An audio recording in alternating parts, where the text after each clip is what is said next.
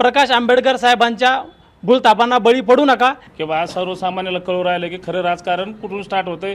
पाटील जो निर्णय घेतील त्या निर्णयामधून सनी ते ठरवणार आहात। आपल्याला ज्यांनी आरक्षणाचा जो गाजर दाखवलाय त्याला आपण राजकारणाचा धडा शिकवा असं समाजाचं एकंदरीत मत आहे। भाजपचा जो कार्यकाळ आहे 10 वर्षाचा, मराठा समाजाला त्यांनी निस्तनाबूत करण्याचा प्रयत्न चालला, त्याला देवेंद्र फडणवीस जबाबदार आहे। मनोज जरांगे समर्थक आणि वंचित बहुजन आघाडीची जर युती झाली, ही सामाजिक आघाडी होईल असा दावा केला जातो आहे। आणि अशी जर युती झाली तर ज्या जालना जिल्ह्यामध्ये मराठा आंदोलन उभं राहिलं, त्या जालना जिल्ह्यातील वंचितचे किंवा मनोज जरांगे यांचे समर्थक असतील किंवा मराठा समन्वयक असतील, यांची याच्यावरती नेमकी काय भूमिका आहे हे जाणून घेण्यासाठी आपण हे जालना जिल्ह्यातील काही मनोज जरांगेंचे समर्थक आहेत, मराठा समन्वयक आहेत, याशिवाय वंचित आघाडीचे देखील या ठिकाणी काही कार्यकर्ते आहेत, आपण त्यांच्याकडून जाणून घेऊया की नेमकं असं जर झालं तर काय स्थिती असू शकते।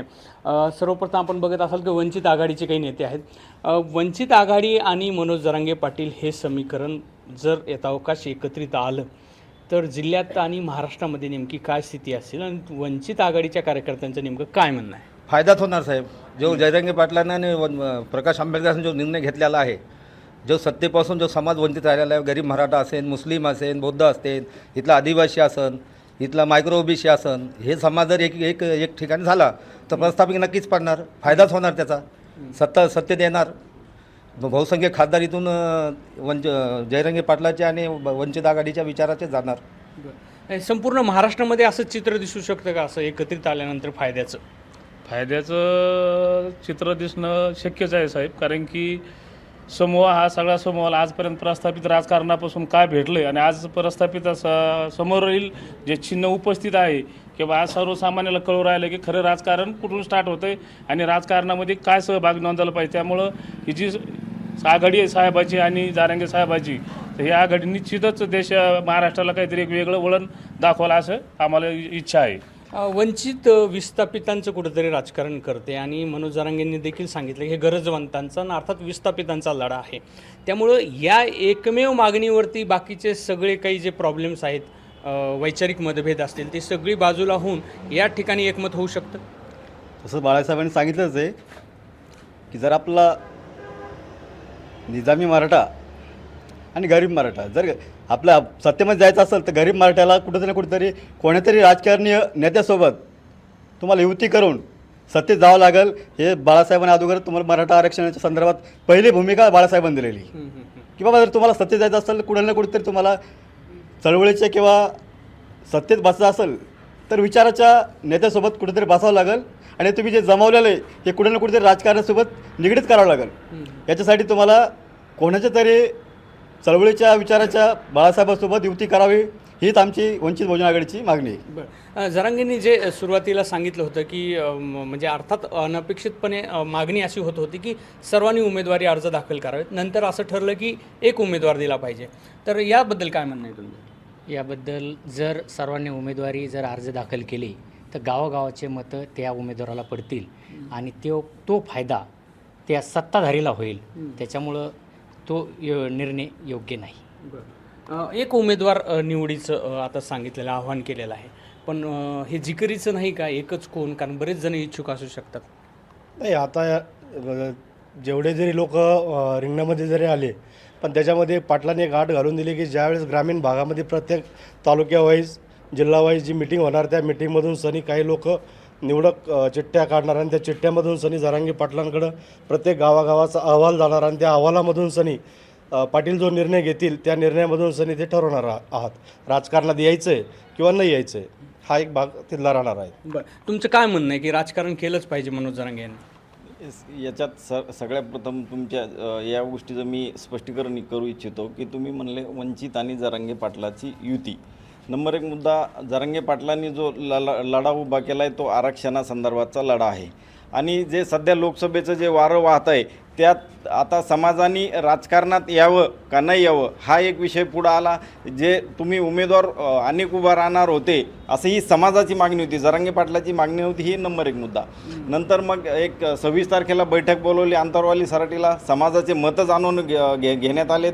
तर जरांगे पाटलांनी तिथं सांगितलं की बाबा आपल्याला उमेदवार उभा करणं पुरवणार नाही, खर्चिक बाब राहील, समाज तिथं अडचणीत येईल. त्यामुळं मग दोन गोष्टी केल्या त्या की एक आपण जर चालू उमेदवाराला कोणतेही पाठिंबा द्यायचा, त्याचं बॉन्डवर सही घ्यायची आणि त्याचं ॲफिडेविट लिहून घ्यायचं की समाजाला आरक्षणासंदर्भात पाठिंबा देणार का नाही. पण समाजानं ते अमान्य केलं. मग आपल्याला उमेदवार उभा करायचे का नाही करायचे हे समाजाला विचारलं आणि समाजाच्या बैठका गावात घेऊन त्यांनी सर्व अभिप्राय कळवण्याचे सांगितले आणि 30 तारखेला अंतिम निर्णय काय करायचं काय नाही करायचं ते ठरवणार आहे. आणि युतीचा राहिला विषय, युती जरांगे पाटलासोबत कुठलाही पक्ष करू शकतो, करल. वंचितसोबत अजून त्यांनी युतीची कुठलीही घोषणा केलेली नाही आहे. आणि सर्वसामान्य लोकांचं जे मत आहे की बाबा आपल्याला आरक्षण आहे, राजकारणात आपल्याला सध्या जाणं योग्य नाही आहे आणि राजकारणात गेलं तर आपल्याला ज्यांनी आरक्षणाचा जो गाजर दाखवला आहे त्याला आपण राजकारणाचा धडा शिकवा असं समाजाचं एकंदरीत मत आहे. बरं, पण मनोज जरांगेंनी जर समजा अनुकूलता दर्शवलीच की एखादा उमेदवार उभा केला पाहिजे, नाही, जरांगे पाटलांनी मत दर्शवलं तर समाज त्यांच्या पाठीमागे राहील. पण त्यांचे त्या दिवशी बोलताना सांगितलं राजकारण हा माझा विषय नाही आहे, सध्या आरक्षण हा माझा पूर्ण विषय आहे आणि आरक्षण मिळवल्याशिवाय आम्ही गप्प राहणार नाही. समाजाच्या त्या भावना सगळ्या विचारात घेऊन 30 तारखेला निर्णय जाहीर करणार आहे. बरं, अजूनही काहींना असं वाटतंय की कदाचित त्यांची वेगळी भूमिका असेल. मात्र मनोज जरांगेंनी जर उमेदवार अपक्ष म्हणून जर जाहीर केला तर याला इथल्या समन्वयक असेल किंवा मराठा समाजाचं नेमकं काय म्हणणं आहे? एकंदरीत आज जर बघायचं जर झालं तर जरांगे पाटील साहेब यांनी जो शब्द जर समाजासमोर मांडला तर मला तरी नाही वाटत की कुठला समन्वयक किंवा कुठला मराठा बांधव की पाटलाला विरोध करेल म्हणून. आणि आज मराठा समाजासमोर एकच विषय आहे की महत्त्वाचा म्हणजे तो मराठा आरक्षण. आणि समाजाची सामाजिक क्रांती आज जरांगे पाटील साहेबांच्या नेतृत्वाखाली समाजात झालेली आहे. तर आज सामाजिक क्रांती झालेली असताना राजकीय क्रांतीची गरज आहे, कारण की राजकीय क्रांतीतूनच मराठा आरक्षणाचा मुद्दा हा मार्गी लागणार आहे. त्यासाठी आपल्याला आपल्या प्रश्नाची जाणीव असलेल्या आणि आपल्या विचाराशी उत्तरी मिळून आणि विस्थापितांचं नेतृत्व करणारं असा जर कुठला एखादा नेतृत्व मिळत असेल तर त्यांच्यासोबत जाण्यासाठी समाजाची काही हरकत नाही. आणि जर त्या गेलं तर कारण की आंबेडकरांसारख्या अभ्यासू नेता आणि विस्थापितांचं नेतृत्व करणं म्हणजे ज्यांचं आतापर्यंत ज्यांची हयात गेली, आज लोक एकंदरीत समाजातले लोक म्हणतात की जरांगे पाटलांनी राजकीय भूमिका घेतली नाही पाहिजे. मला एक सांगायचं की डॉक्टर बाबासाहेब आंबेडकरांसारखा सामाजिक नेता आजपर्यंत माझ्या माहितीनुसार झाला नाही. पण त्याही डॉक्टर बाबासाहेब आंबेडकरांना राजकारणामध्ये जावं लागलं आणि समाजाचे प्रश्न सोडवण्यासाठी शासन दरबारी किंवा सत्तेसोबत जावं लागलं. त्यासाठी आपल्याला राजकीय क्रांती करायची असेल तर कुठल्या पक्षासोबत आणि आपल्या समविचारधारी पक्षाशी जावं लागणार आहे, हे माझं एक मत. बरं, हा मुद्दा तुम्ही ऐकला, ह्याच्याबद्दल तुमचं काय म्हणणं आहे? हे बघा, त्या दिवशी 24 तारखेच्या बैठकीमध्ये आदरणीय जरांगे पाटील यांनी ही भूमिका माझी नसून समाजाची भूमिका आहे आणि उमेदवार उभा करायचा. तर माझं स्पष्ट मत आहे, आपण मराठा समाजा उमेदवार उभा केला किंवा मराठीतर उमेदवार उभा केला तर याच्यामध्ये सरळ मताचं ध्रुवीकरण होणार आहे. आणि आपला जो लढा आतापर्यंत आपलं जे आंदोलन जे सत्ताधाऱ्यांच्या विरोधात आहे त्यांना याचा 100% फायदा होणार आहे. म्हणून मी आदरणीय जरांगे साहेबांनाही आपल्या चॅनलच्या माध्यमातून विनंती करतो की आपण एक विचारपूर्वक 30 तारखेला विचारपूर्वक उमेदवार द्यायचा किंवा नाही द्यायचा. माझं तर स्पष्ट मत आहे मराठा क्रांती मोर्चा म्हणून की कोणताही उमेदवार न देता आपण या सत्ताधाऱ्यांच्या विरोधामध्ये कसं काय करतील, आपल्याला काय निर्णय घेतील तो निर्णय घ्यावा. पण उमेदवार जर दिला तर मताचं ध्रुवीकरण 100% होणार आहे आणि सत्ताधाऱ्यांना याचा फायदा होणार आहे. बरं, मताचं ध्रुवीकरण होऊ शकतं मनोज जरांगे पाटील यांनी जर अपक्ष उमेदवार उभा केला तर 100% होऊ शकतं. आणि याचा म्हणजे महाराष्ट्रामध्ये याचं चित्रीकरण असं होईल की स्पष्ट बहुमत म्हणजे कोणालाच नाही. इथं ज्यांचं प्रत्येकाला जे आता सध्या सत्तेतले जे पक्ष आहे त्यांना वाटतं की आपण इथं भरपूर जे 45पर्यंत टार्गेट करू, त्यांना ते शक्य होणार नाही, विरोधकाला ते शक्य होणार नाही आणि मनोदाला जे साध्य करायचं ते बी शक्य होणार नाही, कारण मतात ध्रुवीकरण होणार आहे. याच्यामध्ये स्पष्ट कुठंतरी कोणाला निर्णय लागणार नाही. एकूणच काही संमिश्र प्रतिक्रिया देखील या ठिकाणी पाहायला मिळतात. मात्र महत्त्वाचं काही आहे की बहुजन वंचित आघाडी आणि मनोज जरांगे पाटील यांच्यामधील काही वैचारिक प्रश्न आहेत, ज्या प्रश्नांची उकल होणं भविष्यामध्ये आवश्यक आहे. कारण ॲट्रॉसिटीच्या संदर्भामध्ये बहुजन वंचित आघाडी किंवा मनोज जरांगे पाटील यांच्या विचारामध्ये समानता असू शकत नाही. याशिवाय मनोज जरांगे पाटलांना ज्याप्रमाणे बहुजन वंचित आघाडीचे सर्वा प्रकाश आंबेडकरांनी औरंगजेबाच्या कबरीचं जे दर्शन घेतलं, या दोन महत्त्वाचे मुद्दे आहेत ज्याची कुजबूज दोन्ही समर्थकामध्ये आहे आणि त्याचं सोल्युशन नेमकं काय होईल हे देखील आपण ह्या सर्व मंडळीकडून जाणून घेणार. अगदी थोडक्यामध्ये मला सांगा की औरंगजेबाच्या कबरीचं दर्शन घेऊन त्यांनी कुठंतरी उदात्तीकरण केलं असं अनेक आंदोलक किंवा इतर सगळ्या मनोज जरांगे समर्थक असतील त्यांचं मत आहे, भावना आहे. यावरती तुमचं काय मत आहे? नाही, अजिबात काही नाही. प्रकाश आंबेडकर, आदरणीय बाळासाहेब आंबेडकर औरंगजेबच्या कबरीवर गेले तेव्हापासून मुस्लिम समाजाचे जे तरुण वर्ग जो आहे, तर औरंगजेबचं जे टेटेस्ट होत होते त्यांच्यावर सुद्धा गुन्हे दाखल होत होते. म्हणजे हे सगळे प्रश्न आदरणीय बाळासाहेब आंबेडकरांनी ते मोडीत काढलेला आहे. औरंगजेबच्या कबरीवर जाऊन त्यामध्ये विषय संपलेला आहे. आणि औरंगजेब काही जातीवादी नव्हते, औरंगजेब काही राजे होते. बाळासाहेबांना योग्य वाटलं ते गेले खबरीवर. बरं, मला दुसरा प्रश्न आहे की ॲट्रॉसिटीच्या काही जाचकाठी रद्द कराव्यात. म्हणजे मराठा आंदोलन जे सुरुवातीला झालं त्याच्यामध्ये प्रमुख मागणी ही होती, याच्यावरती वंचितचं काय असू शकेल? मग वंचित बहुजन आघाडीची याच्यावर कुठली अशी भूमिका नाही. इथं वंचित बहुजन आघाडीची जी भूमिका आहे सामाजिक न्यायाची आहे.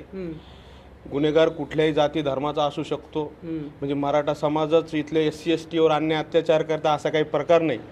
आणि त्यांना वाटलं कुठंतरी त्यांच्या हिशोबाने एखाद्यावर अन्याय अत्याचार झाला असेल म्हणून त्यांनी त्यांच्या मोर्चामध्ये त्या 18 ॲक्टला विरोध केला असेल. परंतु सर्व जो मराठा समाज आहे, गाव घेऊन चालणारा, गावगाडा सांभाळणार आहे, म्हणून मुळात त्यांचा ह्या कायद्याला विरोध नाही. आणि जयरांगे पाटलाची जी भूमिका आहे ही सामाजिक न्यायाची भूमिका आहे. आणि श्रद्धेय बाळासाहेब आंबेडकरांची जी भूमिका आहे सामाजिक न्यायाची आहे. आणि हक्काना अधिकार हे भीक मागून मिळत नाही, त्यासाठी हिसकूनच घेणं पडणार आहेत. आणि त्यासाठी मनोज जयरांगे पाटलाची जी भूमिका राहणार आहे, जी राजकीय भूमिका राहणार आहे, ही खरोखरच इथल्या शोषित बहुजन वंचित समाजाला न्याय देईन आणि इथला शेवटचा घटक या ठिकाणी सत्तेमध्ये पाठवतील हीच या ठिकाणी अपेक्षा करतो. धन्यवाद. म्हणजे मला असं म्हणायचं की हे जे वैचारिक मतभेद आहेत हे कुठंतरी ह्या सामाजिक युतीसाठी अडथळेचे ठरू शकत नाहीत का? अजिबात ठरणार नाहीत. कारण सुरुवातीपासून जेव्हापासून मनोज जरांगेदादा पाटील हे उपोषणाला बसले तेव्हापासून बाळासाहेबांनी एकच भूमिका घेतलेली आहे, तुम्ही उपोषण करून नाही लढून जिंका. आणि त्यानंतर अशी भूमिका घेतली की आपल्या सत्तेत गेल्याशिवाय हा पर्याय राहणार नाही. त्यासाठी स्वतः बाळासाहेबांनी बरोबर मनोज जरांगेदादाची भेट घेतली आणि त्यांना ठामपणे सांगितलं की तुम्ही सत्तेमध्ये या आणि आरक्षण 90 नाही 100 नाही 1001% आरक्षण आपण तुम्हाला मिळून देऊ असं या ठिकाणी बाळासाहेबांनी सांगितलेलं आहे. आणि आम्ही वंचित बहुजन आघाडी त्या समर्थक आहोत. बरं, काही कळीचे मुद्दे आहेत, जसं मी तोच मग परत रिपीट करतो तुम्हाला की जे प्रकाश आंबेडकरांनी औरंगजेबाच्या कबरीचं दर्शन घेतलं, हे जरांगे पाटील समर्थक असतील म्हणा किंवा मराठा समन्वयक असतील, यांना मान्य आहे का? हे वैचारिक एकत्रीकरण होऊ शकतं का या सामाजिक युतीमध्ये? हे बघा, वैचारिक एकत्रीकरण आणि औरंगजेबाच्या कबरीवरचं जे दर्शन हा एक वेगवेगळा भाग आहे. तो त्यांचा वैयक्तिक त्यांची श्रद्धा असू शकते. ते त्या ठिकाणी गेलेले, त्यांनी उदात्तीकरणाचं असं कोणत्याही प्रकारचं त्यांनी की औरंगजेबाला सगळ्यांनी जायला पाहिजे, औरंगजेबाच्या कबरीवर सगळ्यांनी जायला पाहिजे, दर्शन घ्यायलाच पाहिजे असं त्यांनी उदात्तीकरण करण्याचं असं काही श्रद्धेय बाळासाहेब आंबेडकर यांनी केलेलं नाही आहे. परंतु काही विघ्न संतोषी लोक आहे याच्यामध्ये दोन समाजामध्ये, बहुजन समाजामध्ये ते निर्माण करण्यासाठी या उदात्तीकरणाचं किंवा बाळासाहेब आंबेडकर त्या ठिकाणी गेले हे ते दाखवण्याचा प्रयत्न त्यांनी जे केला. पण तो सकल बहुजन समाज आणि जो वंचित मराठा असेल, जो सत्तेच्या विरोधात आज उतरलेला आहे, तो असा कोणत्याही प्रकारे याच्यामध्ये त्यांचं वैयक्तिक काही राहणार नाही. म्हणजे हा मुद्दा सामाजिक युतीचा अडथळा नाही आहे. मात्र मनोज जरांगे पाटील यांनी अपक्ष उमेदवार उभं करणं हे कुठंतरी हिताचं नाही असं तुमचं म्हणणं आहे? यस, आमचं हिताचं त्या एखादा उमेदवार अपक्ष उमेदवार उभा करणं म्हणजे सरळ सत्ताधाऱ्यांना आज त्यांना आपण पूर्णपणे समर्थन देण्यात आलेलं आहे. बरं, मी एकाच मिनिटात तुम्हाला विचारतो की यावरती तुमचं काय मत आहे? हे आता ऐकलं तुम्ही. मराठा क्रांती मोर्चाचे समन्वयक त्यांनी योग्य मुद्दा मांडला. पहिली गोष्ट, बाबासाहेब आंबेडकरांनी घटना लिहिली, त्या घटनेत प्रत्येकाला उमेदवारी किंवा उभा राहायचा अधिकार दिला. पण आज रोजी भाजपचा जो कार्यकाळ आहे 10 वर्षाचा, मराठा समाजाला त्यांनी निस्तनाबूत करण्याचा प्रयत्न चालला, त्याला देवेंद्र फडणवीस जबाबदार आहे. आणि दुसरी गोष्ट, मनोज जरांगे पाटलांना जे सामाजिक आंदोलन उभा केलं त्याला कुठंतरी राजकारणाची दिशा न देता प्रकाश आंबेडकरांसोबत न युती करता, प्रकाश आंबेडकर एकीकडे सांगलीला जे प्रकाश शेंडगे OBC समाज पूर्ण मराठा समाजाच्या विरोधात घातला. म्हणजे एकीकडे जरांगे पाटलाला सांगायचं काय, मी तुमच्यासोबत येतो, आपण सामाजिक समीकरण निर्माण करू आणि राजकीय युती आघाड्या करून इलेक्शन लढू. आणि एकीकडे प्रकाश आंबेडकरला पाठिंबा द्यायचा. प्रकाश आंबेडकरचं स्टेटमेंट तर मराठा समाजाच्या विरोधात आहे आणि प्रकाश शेंडगे. आणि दुसरी गोष्ट, जे प्रकाश आंबेडकर आतापर्यंत ओबीसीमधून सगळे सोयऱ्याची अंमलबजावणी करा आणि मराठा समाजाचं आरक्षण द्या, आतापर्यंत कुठेही बोलले नाही आणि तेच प्रत्येक राजकीय नेते बोलू राहिले. मग प्रकाश आंबेडकर साहेबासोबत युती होऊ शकत नाही. झाली बी मराठा समाज जे मताचं ध्रुवीकरण होणार आहे भविष्यात आणि जे सत्ताधाऱ्याला दिल्लीत जाऊन द्यायचं नाही त्याच्यासाठी प्रयत्न करणार आहे. जरांगे पाटलाला विनंती यांच्या ह्या तुमच्या एबीपी माझा चॅनलच्या माध्यमातून की प्रकाश आंबेडकर साहेबांच्या भूलथापांना बळी पडू नका.